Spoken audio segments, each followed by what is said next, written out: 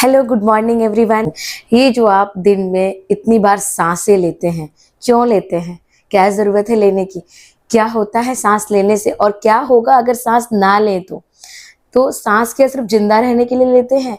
सांस लेने पे जो ऑक्सीजन जाता है उसका हमारे बॉडी में क्या असर होता है, वो क्या क्या काम करता है, आज इन सबको हम डिस्कस करेंगे।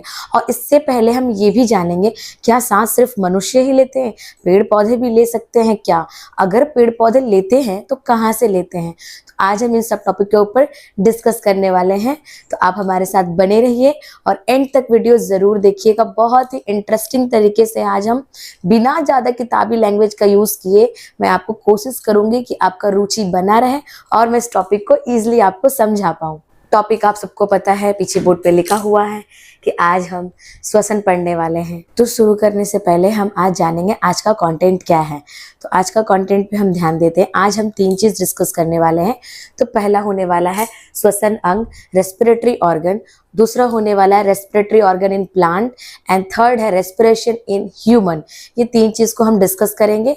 तो चलिए हम रेस्पिरेटरी ऑर्गन, श्वसन अंग से शुरू करते हैं। वे अंग जो श्वसन क्रिया में सहायता करते हैं, जिन अंगों की सहायता से श्वसन की क्रिया होती है उन अंगों को श्वसन अंग कहते हैं। तो बोर्ड पे हम लिख चुके हैं, आपको मैं दिखा देती हूँ। देखिए, श्वसन क्रिया करने के लिए जिन अंगों की आवश्यकता पड़ती है उन्हें हम श्वसन अंग कहते हैं। अगर इंग्लिश में बोले तो हम क्या बोल सकते हैं? The organ which helps in respiration या which is needed for respiration is called respiratory organ. ठीक है। हम पौधों की अगर बात करें तो पौधों में 3 तरह के ऐसे अंग पाए जाते हैं जो रेस्पिरेशन में अर्थात O2 CO2 के आदान प्रदान में मदद करते हैं। कौन कौन से वो अंग हैं जान लेते हैं। Stomata, lenticels and pneumatophores. Hindi अगर हम बात करें तो पड़रंध्र, वातरंध्र और श्वसन जड़ें। ये 3 ऐसे ऑर्गन्स हैं जो हमें श्वसन करने के लिए, यानी हमें नहीं, एक्चुअली पौधों को श्वसन करने के लिए आवश्यक है, या पौधों की श्वसन इनसे ही होती है। देखिए, पड़रंध्र, वातरंध्र और श्वसन जड़ें, स्टोमेटा, लेंटिकल्स एंड न्यूमेटोफोर्स। अब इनके बारे में हम जान लेते हैं। स्टोमेटा के बारे में तो आप ऑलरेडी बहुत बार पढ़ चुके हैं। स्टोमेटा का हेल्प हमने बताया था ट्रांसपिरेशन में, वाष्पोत्सर्जन में होता है, प्लस स्टोमेटा का हेल्प आपका फोटोसिंथेसिस में भी होता है। अब इसी के साथ साथ स्टोमेटा का हेल्प अब हम यहाँ पे रेस्पिरेशन में भी पढ़ेंगे। स्टोमेटा एक प्रकार का छिद्र होता है, एक प्रकार का पोर्स होता है जो हमारा लीफ के, पौधे के लीव्स के निचली सतहों पर पाई जाती है और यहाँ से ही आपका ट्रांसपिरेशन भी होता है और यहीं से ही हमारा O2 CO2 गैस का एक्सचेंज होता रहता है।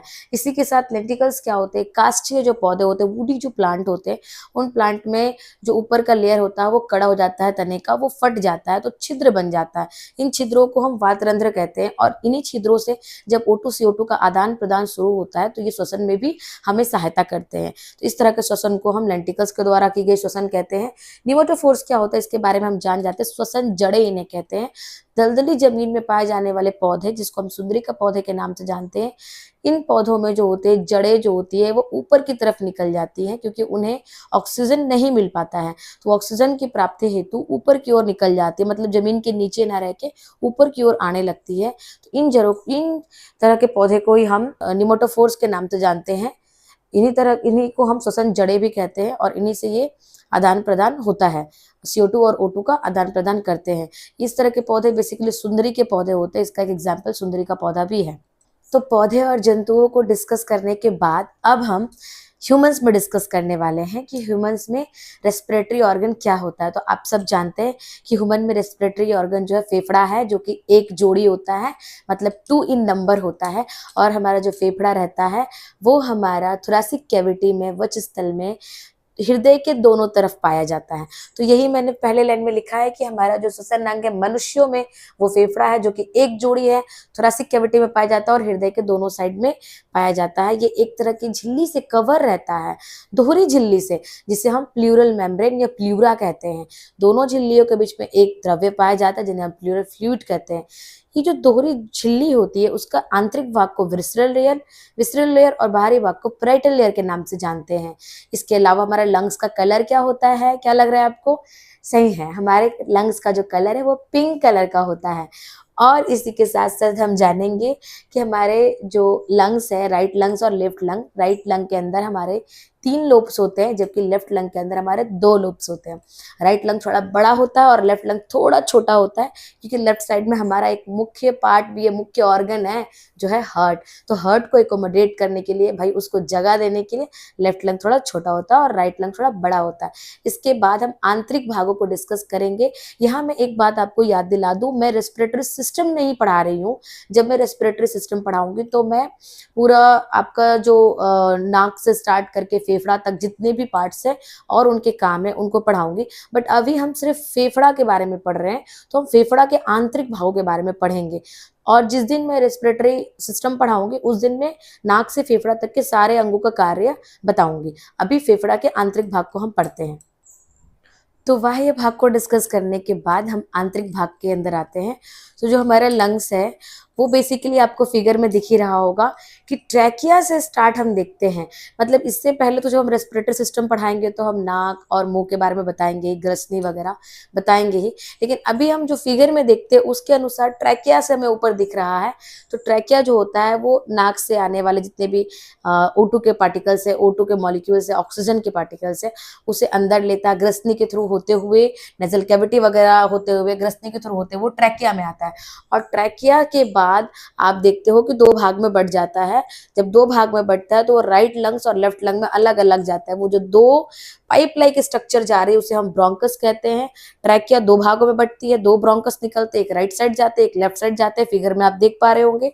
इसके बाद जो ब्रोंकस होते हैं वो छोटी छोटी शाखाओं में बढ़ते हैं, जिन्हें हम ब्रोंकियोल्स कहते हैं।